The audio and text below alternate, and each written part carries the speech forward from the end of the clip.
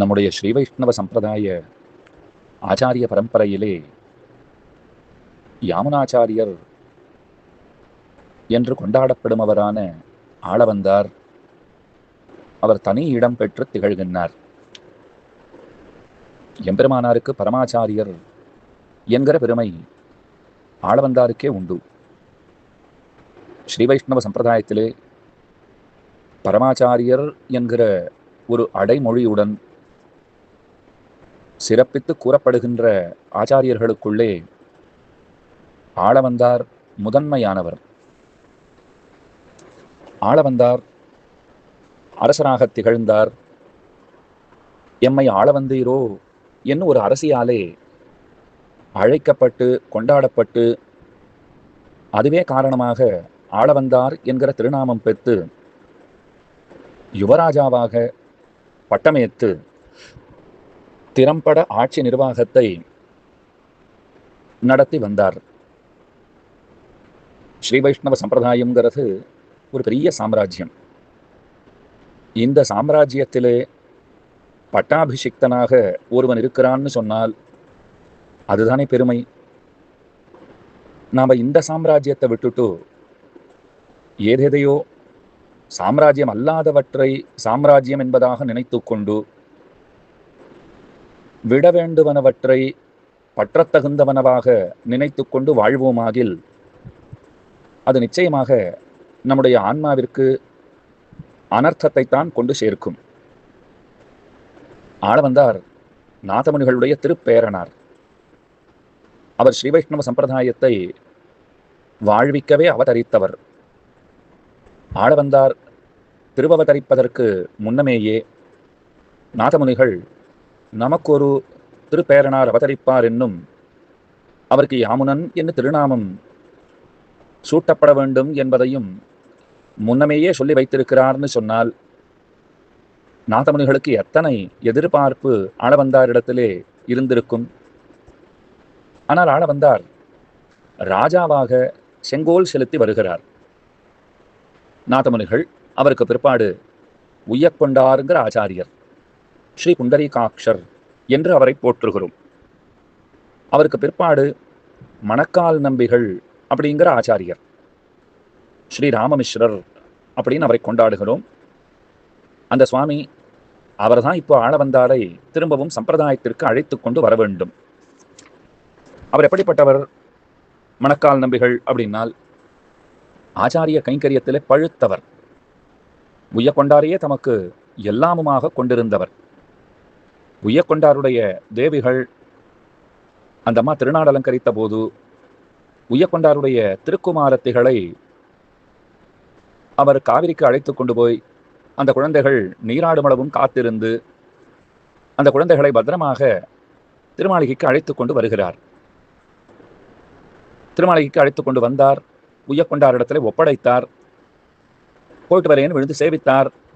அப்பவே உய்யக்கொண்டார் ஸ்ரீராமமிஸ்ரருடைய திருமுதுகை கவனித்தார். ஏதோ மணற்சேற்றிலே கால் வைத்து அப்படியே யாரோ மேலே ஏறி நடந்தார் போலே அந்த தடங்கள் அடையாளங்கள் ஸ்ரீராமமிஸ்ரருடைய திருமுதுகிலே காணப்பட்டன. இது என்னன்னு உய்யக்கொண்டார் வினவினார். ஸ்ரீராமமிஸ்ரர் சொல்றார், இல்லை குழந்தைகளே, அவர்கள் நீராட்டம் கண்டருளுவதற்காக அவர்கள் குளிப்பதற்காக அழைத்து கொண்டு போனேன் அல்லவா. திரும்ப வரும்போது வழியில் ஓரிடத்தில் சேரும் சகதியுமாக இருந்தது. அதனால் குழந்தைகள் சிரமப்படுவார்கள், அவர்கள் இந்த சேற்றிலே நடக்க வேண்டாம் என்றெண்ணி நான் சேற்றிலே அடியேன் படுத்துக்கொண்டேன். அவர்களை என்னுடைய முதுகிலே நடந்து வரும்படி சொன்னேன். அப்பா அவர்களுடைய காலடி தடங்கள், அந்த திருவடி தடங்கள் நம்முடைய முதுகிலே அழுத்தமாக பதிந்து விட்டன போலும் அப்படின்னு சொன்னார். ஆச்சாரியர் நமக்கு உத்தேசியர். அவர் மட்டுமா உத்தேசியர்? ஆச்சாரிய குடும்பமே நமக்கு உத்தேசியம். அவர்கள் அத்தனை பேருக்கும் நாம் ஆட்பட்டிருக்க வேண்டும்ங்கிற அந்த பேருண்மை அது ஸ்ரீராமமிஸ்ரராலே அன்றைய தினம் வெளிப்படுத்தப்பட்டது. அதனால தான் அவருக்கு மணற்கால் நம்பிகள்ங்கிற திருநாமம் ஏற்பட்டது. சேற்று மணலிலே கால் வைத்து அந்த காலடி தடத்தை தம்முடைய திருமுதுகில் தாங்குபவர். அதனாலே ஸ்ரீராமமிஸ்ரர் மணக்கால் நம்பிகள் என்று அழைக்கப்பட்டார். இப்போ அந்த மணக்கால் நம்பிகள் அவர்தான் ஆளவந்தாரை திருத்தி பணிகொள்ள வேண்டும். அவர் என்ன செய்தார்? ராஜாவா இருக்கிற யமுனை துறைவர் ஆளவந்தார பார்க்கணும்னு அடிக்கடி போறார். அவ்வளவு சுலபத்துல பார்த்துட முடியுமா?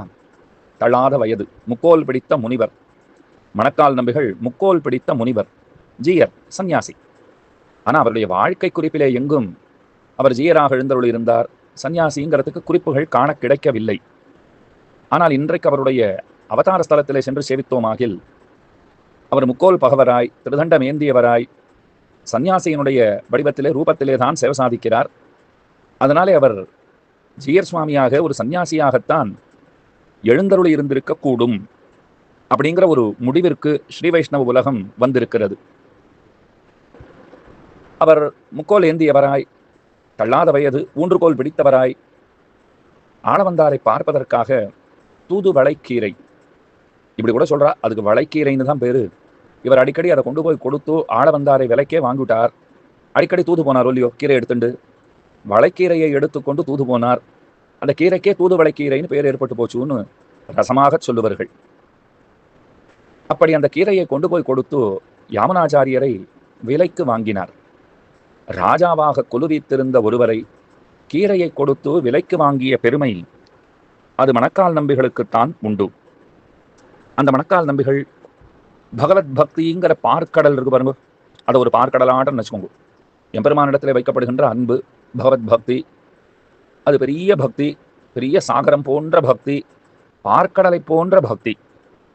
அந்த பார்க்கடலில் ஆழ அமிழ்ந்து குடைந்தாட பெற்றவர் மணக்கால் நம்பிகள். அதற்கு மேலே தாபத்ரயங்களாலே நாம் அனைவரும் பீடித்தர்களாக இருக்கிறோம். ஆத்தியாத்மிகம், ஆதி தெய்வீகம், ஆதி பௌத்திகம்.